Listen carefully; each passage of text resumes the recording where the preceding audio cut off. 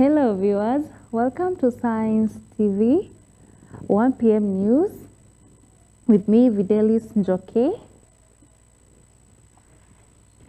and that is my sign name. Let's focus on what's happening internationally and locally.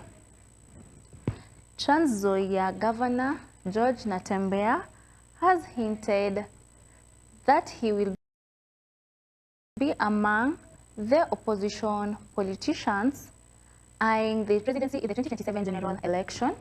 Speaking during a public event, Natembeya said he has received overwhelming support from citizens, which has motivated him to consider joining the presidential race. The governor emphasized that the country needs new leaders with fresh ideas to bring meaningful change, adding that he is ready to face any political challenges that may come his way. His remarks have sparked debate in political circles, with analysts noting that his entry could intensify competition within the opposition ahead of the 2027 elections. Tukisema kwamba mambo ya one term, kwamba unataka kumuondoa rais ambaye yuko, hatumuondoi kwa sababu tunamchukia. Tunamuondoa kwa sababu tunapenda Kenya zaidi kuliko vile tunavyompenda yeye. Na kwamba Kenya inastahili uongozi ambao ni mzuri, uongozi ambao watu wote katika taifa la Kenya watahisi kwamba wako ndani ya Kenya, na kwamba kila mtu hata mdogo namna gani pia ako na share katika taifa la Kenya. Tuondoe mambo ya mapendeleo, tuondoe mambo ya chuki, wa Kenya wapendane. Tuanze tena ile kazi ngumu ya kulijenga taifa la Kenya bila kuwa mambo ya parochialism ambayo ni mengi. Kumwambia governor wetu, wewe umeingia katika sehemu ya mlima, na sasa tunataka na wewe ukubali ukuje upande mlima ili watu wa mlima nao wasikie sauti yako. Tulisema si bora uongozi, tulisema tunataka uongozi bora, na hivyo ndio tunataka kuenda. Tukiangalia tunaona kuna nyota ambayo imeanza kutokelezea kwa mawingu, na hiyo nyota ya uongozi iko hapa pia Trans Nzoia. Tungetaka tunaposonga mbele Kenya hii tusiangalie mambo ya ukabila, tuangalie mambo ya uongozi bora.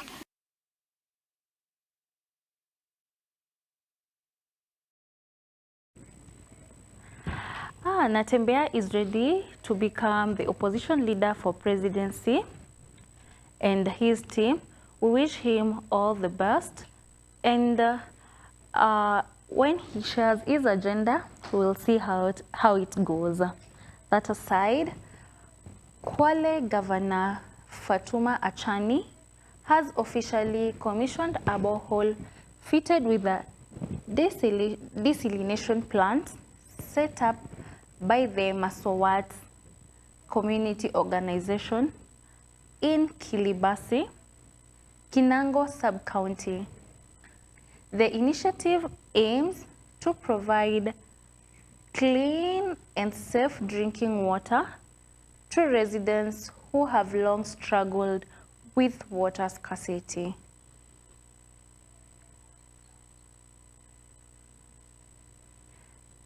In addition to the borehole, the governor launched a major water pipeline project connecting Tulu to Mwakunde, Mwanzungu, and Magalani. This will ensure reliable water supply to hundreds of households in the area. The projects were implemented by the Kwale County government with support from the World Bank, reflecting strong partnership to improve access to clean water and boost community development in rural parts of the country. Maji yatakuwa yako chumvi, tukaweka hiyo mtambo wa kusafisha ili maji yawe safi.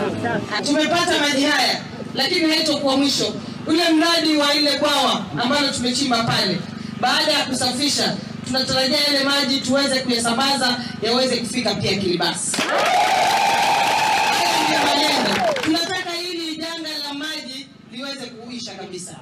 Kwa hivyo tuko katika process ya kutafuta kila mbinu ya kuhakikisha kuwa mwananchi anaweza kupata maji safi ambayo yako salama pia. Maji ya hapa, huu mlima unaoona, jamii ya hapa ilikuwa ikikosa maji wakati wa ukame, watu walikuwa wakipanda juu kutafuta maji. Na maji kikauka, kwa tunaenda kilomita 40 hapa mpaka Mkakani. Na watu walisafiri mpaka Mackinnon Road kutafuta maji. Lakini Mungu alipokuleta wewe hapa Kwale, tumeona tofauti kwa sababu maji sasa tuko nayo. Yale ambayo wametufanyia ni makubwa, hatuwezi kuhesabu mno. Maana mahali tulipokuwa tulikuwa tumeteseka, maji tunayatoa Makina, Nyakisa katika misara yetu, katika eneo ya Kilibasi watu wanateseka. Lakini kwa leo tunashukuru kwa uvumbuzi ambao wamekuja nao, nasi tuweze kuonja maji kama watu wa Makina.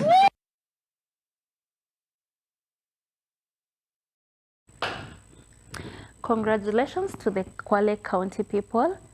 Now the water problem is shortened, and also the building of boreholes and connections.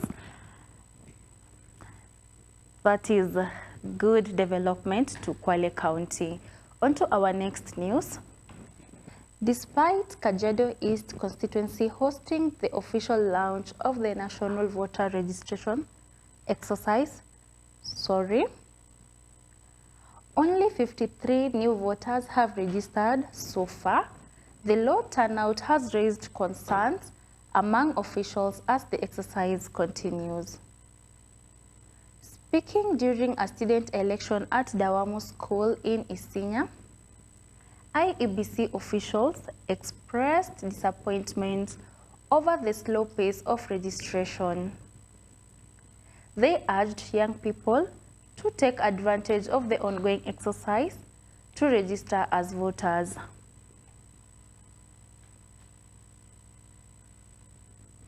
The officials emphasized that voter registration is a key step in enabling citizens to make their voices heard by electing leaders of their choice in the upcoming general election. They called on local leaders and communities to mobilize more people to participate. It is very disappointing that we are out there.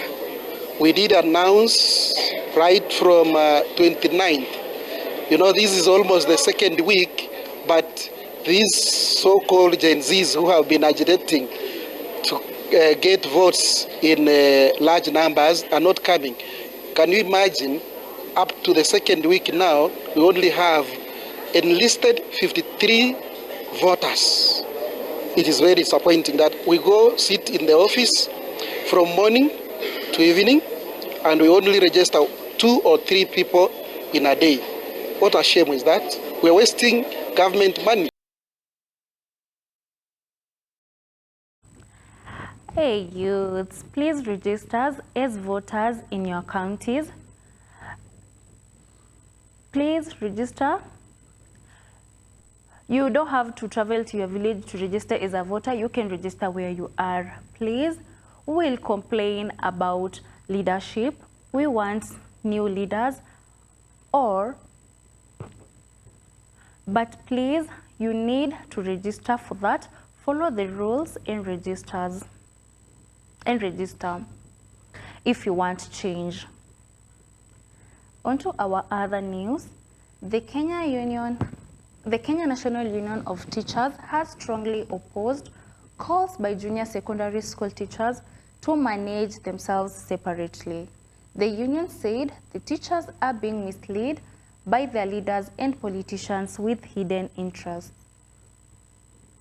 Speaking during the union's annual National Representatives Conference in Garissa, NAT official Mercy Kiambati said that the push by JSS teachers goes against the recommendations made by President William Samoei Ruto regarding education reforms. Kiambati urged the teachers to remain united under NAT, noting that division would weaken their bargaining power.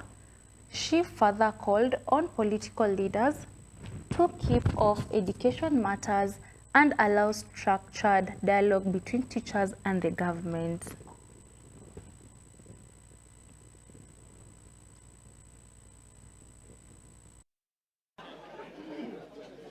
We are advising our our junior school teachers not to listen to the advice of those who are misleading them, and because this is already a gone story.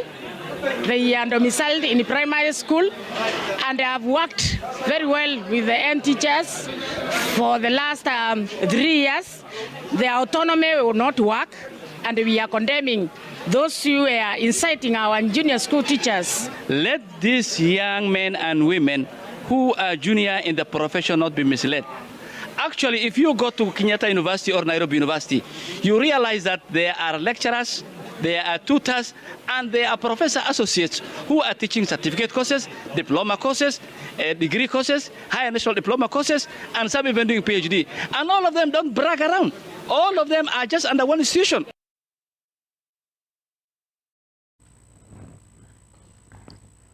Education, politics. That is your remarks about education. Leave that to Nat. And united voices and advocacy for that inclusion. When working with government, education matters.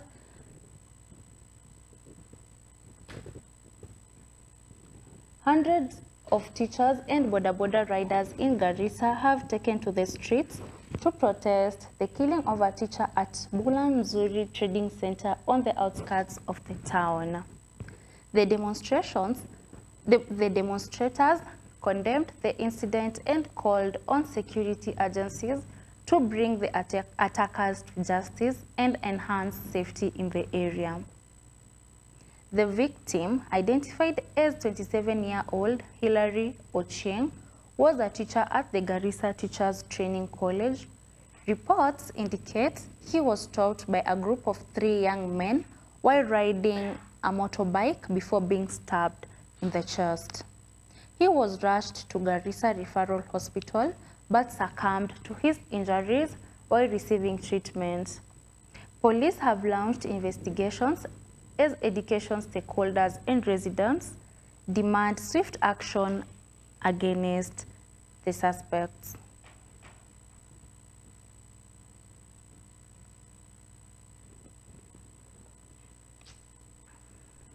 Oh, that's a sad story. As Science TV family, we send our condolences to the family.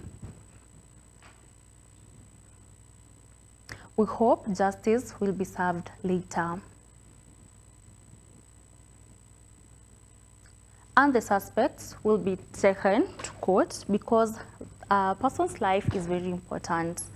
Moving on, human rights activist Boniface Mwangi has alleged that his life is in danger, claiming he is being followed by security officers. Mwangi raised concerns after discovering a used bullet cartridge in his bag upon arriving in Malindi from Nairobi, insisting it was not there when he left home on Thursday. He believes the cartridge was deliberately planted in his bag before boarding the flight, linking the incident to his recent declaration to run for the presidency. Mwangi stated that the timing of the incident raises serious security concerns and fears it may be an attempt to intimidate him. Mwangi has called for an independent investigation into the matter, saying he will not be silenced by threats. Authorities are yet to issue an official statement regarding his claims.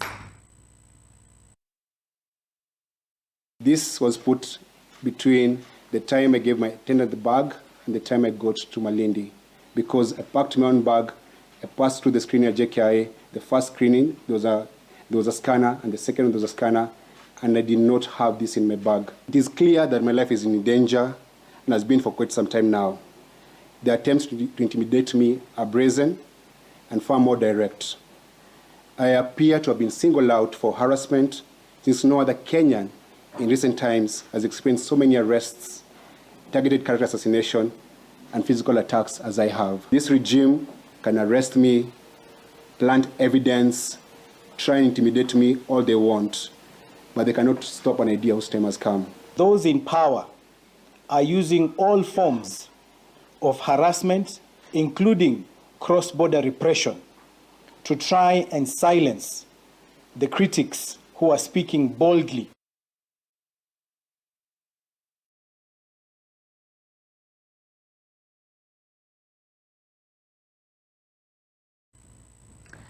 You've seen the story of Boniface Mwangi. The people are following him, and they have inserted the used bullet in his bag, and he feels he's not safe. And he fears, meaning because he wants to, about the story about him vying for presidency. And we hope the official statements from the police will be approved. Maybe is it true or fake? Let's believe our constitution will give him rights.